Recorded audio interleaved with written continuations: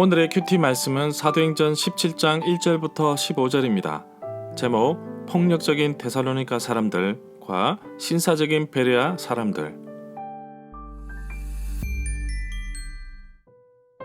먼저 앞뒤 문맥을 살펴보겠습니다. 드로아에서 마게도냐 환상을 본 바울은 배를 타고 마게도냐 중심지인 빌립보로 갔습니다. 안식일에 기도처를 찾다가 루디아를 만나게 되는데 루디아 가족 전체가 복음을 받아들이고 바울 일행이 머물 수 있도록 배려를 합니다. 그런 가운데 귀신 들린 여종 하나가 계속해서 바울을 따라다니며 귀찮게 하자 바울은 예수 그리스도의 이름으로 귀신을 내쫓게 됩니다. 주인에게 돈을 벌어다 주는 여종이 온전하게 회복되자 주인들은 돈 벌 희망이 사라져 바울과 실라를 끌고 광장에 있는 로마 갈리에게로 갑니다. 재판도 열지 않고 바울과 실라에게 매질하고 깊은 감옥에 가둡니다. 깊은 감옥, 깊은 밤중에 바울과 실라는 원망과 불평하기보다는 하나님께 기도하고 찬송합니다. 감옥이 흔들리고 발에 찬 착고도 풀려지는 놀라운 기적이 일어났습니다. 관수는 죄수가 도망간 줄 알고 자기 몸을 해하려 하였지만 바울은 자신이 여기 있다고 안심시키고 관수에게 복음을 전합니다. 매질을 당하고 투옥된 그날 밤에 놀라운 일들이 많이 생겼습니다. 간수와 그의 가족이 예수님을 받아들였고 세례를 받았으며 간수는 바울과 실라의 상처를 치료해 주었습니다. 바울과 실라는 빌립보를 떠나 데살로니가로 갑니다. 이곳에는 유대인들이 거주하였고 회당도 있었지만 하나님의 말씀을 듣고서 도리어 바울에게 폭력을 행하는 그룹들이 많았다면 베레아 지역의 사람들은 말씀에 대한 열정이 정말 깊은 사람들이었습니다. 문단을 나누어 보겠습니다. 1절부터 9절은 너무나 폭력적인 데살로니가 사람들, 10절부터 15절은 너무나 신사적인 베레아 사람들. 1절에 보면 데살로니가는 마게도니아 주의 수도입니다. 특이하게 이 도시는 유대인의 공동체가 있었습니다. 암비볼리는 마게도냐 제1지역의 수도입니다. 빌립보에서 서남쪽으로 약 50km 정도 떨어져 있습니다. 아볼로니아는 암볼리에서 서남쪽으로 50km 정도 떨어져 있습니다. 여기서 서쪽으로 60km 정도 가면 데살로니가 도시가 나옵니다. 2절에 보면 바울은 습관대로 자기 관례대로 회당에 들어가서 새 안식일에 걸쳐 3주에 걸쳐서 성경을 가지고 유대인들과 토론을 하였습니다. 이방인에 대한 선교의 문이 열려졌음에도 불구하고 바울은 자신의 동족을 위해 전도하기를 멈추지 않았습니다. 빌립보에서는 안식일에 회당을 찾지 못하여 강가에 갔다가 루디아를 만났습니다. 그러나 데살로니가에서는 유대인들의 공동체가 있어서 회당에서 성경을 가지고 토론도 하였는데 3주간의 시간 속에서 유대인들과 접촉을 하였습니다. 3절에 보면 바울이 전한 성경의 내용은 바로 예수 그리스도에 대한 말씀입니다. 동일한 내용으로 베드로도 솔로몬의 행각에서 메시지를 전하였습니다. 4절에 보면 바울은 자신의 규례대로 습관대로 회당에서 하나님 말씀을 전하였습니다. 그런 가운데 본토 주민들인 헬라인, 그리스 사람 가운데 하나님께서 예비해 두신 귀한 주의 백성들이 있다는 것을 발견할 수 있었습니다. 많은 기부인들이 복음을 받아들였는데 영향력이 있는 그룹입니다. 이 사건은 마치 1차 전도여행 때 비시디아 안디옥에서 있었던 사건과 유사합니다. 사도행전 13장 14절에 비시디아 안디옥에 도착한 바울과 바나바는 회당에서 유대인들에게 성경을 풀어 예수 그리스도에 대해서 말합니다. 너무나 좋았던 나머지 사람들은 다음 안식일에도 말씀해 달라고 13장 42절에 말합니다.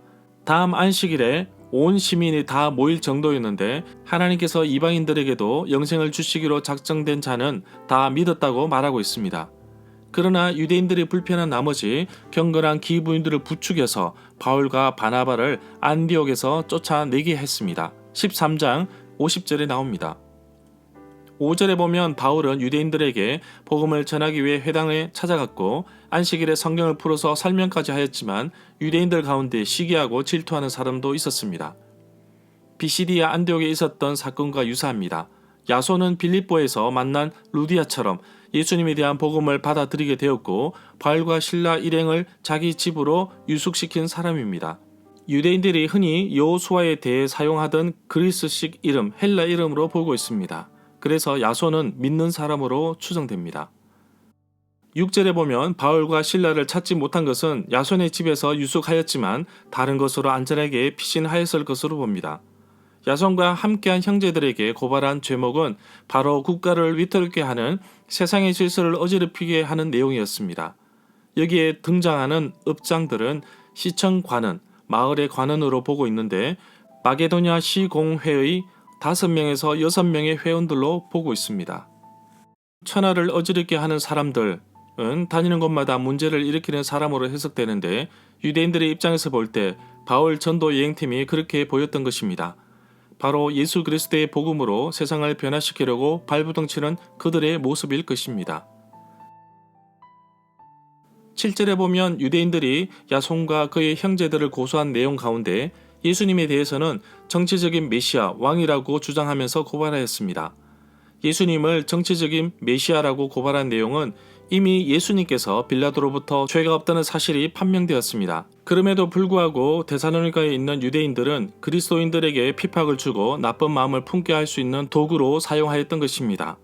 여기에 나오는 가이사 황자는 글라우디오입니다. AD 41년부터 54년을 통치하였습니다. 10절에 보면 바울과 실라는 베레에 도착하여 유대인의 회당에 들어갔습니다. 바울이 유대인의 회당에 들어간 것을 두고 2절에서는 자기의 관례대로 습관대로라고 하였는데 궁극적인 목적은 동족인 유대인들에게 예수 그리스도의 복음을 전하기 위함입니다. 이처럼 바울은 습관대로 복음을 전하기 위해 어떠한 장소, 어떠한 시간에도 구애받지 않고 자신에게 주어진 전도의 기회를 마음껏 활용하는 모습에 정말 많은 도전을 주게 됩니다. 11절에 보면 베레아에 있는 유대인들은 데살로니가에 있는 유대 사람들보다 더 너그러워서 고상하여서 간절한 마음으로 기꺼이 말씀을 받아들였습니다. 베레아 사람들은 바울이 한 말이 사실인지 알아보려고 날마다 성경을 연구했습니다. 12절에 보면 데살로니가에서도 동일하게 바울이 메시지를 선포하였을 때 경건한 그리스 사람, 큰 무리와 적지 않은 기부인들도 바울과 실라를 따랐습니다. 1차 전도 여행 때 비시디아 안디옥에서는 경건한 기부인들이 바울과 바나바를 따랐습니다. 13절에 보면 베레아에서는 하나님을 경외하는 그리스 사람, 헬라인과 기부인들, 유대인들도 복음을 받아들였습니다.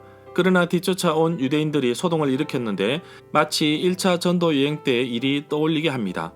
루스드라에서 복음을 전하였을 때 사도행전 14장 19절에 비시디아 안디옥과 이고니온에서 따라온 유대인들이 군중을 부추겨서 바울에게 돌을 던진 사건이 있었습니다.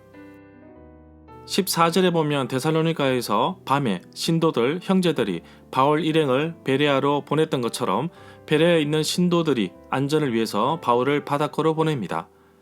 15절에 보면 데살로니가 전서 3장 5절부터 6절에 따르면 디모데는 바울과 함께 아테네로 갔든지 아니면 바울을 뒤쫓아 따라갔을 것입니다. 바울은 디모데를 그곳에서부터 데살로니가로 보냅니다. 고린도에서 비로소 실라와 디모데를 만나게 됩니다.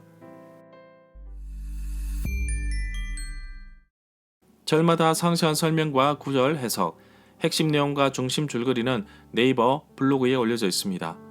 내게 주시는 교훈입니다. 바울은 습관대로 회당으로 가서 유대인들을 만나고 예수 그리스도를 전합니다. 그의 삶 속에 전도에 대한 열정이 녹아져 있고 영혼을 사랑하는 마음이 가득 차 있는 것을 볼 수 있습니다. 여러분의 삶에는 무엇으로 가득 차 있습니까? 내게 구원에 대한 감격이 넘친다면 이 기쁨을 남들에게 전하고 싶지는 않으십니까? 영혼을 사랑하는 마음을 늘 품고 다녀야 합니다. 전도의 기회가 주어질 때 정말 그 기회를 잘 이용하여 복음을 전하기 위해 연습과 도전하고 훈련도 받아야 합니다. 바울처럼 영혼에 대한 사랑하는 마음이 내 삶에 가득 채워지기를 소망합니다. 베레아 사람은 데살로니가 사람들보다 더 열정적인 것을 볼 수 있습니다. 과연 나의 모습은 하나님 말씀에 대해서 얼마나 열정적인가요? 요즘 나의 삶에서 열정을 쏟아내고 있는 것은 무엇입니까? 그 열정은 복음을 전하고 영혼을 구원하는 일과 얼마나 관련이 있습니까? 이 질문에 정말 깊이 있게 고민해 보기를 원합니다. 나의 삶에 복음에 대한 열정이 다시금 일어나는 하루가 되기를 간절히 소망합니다.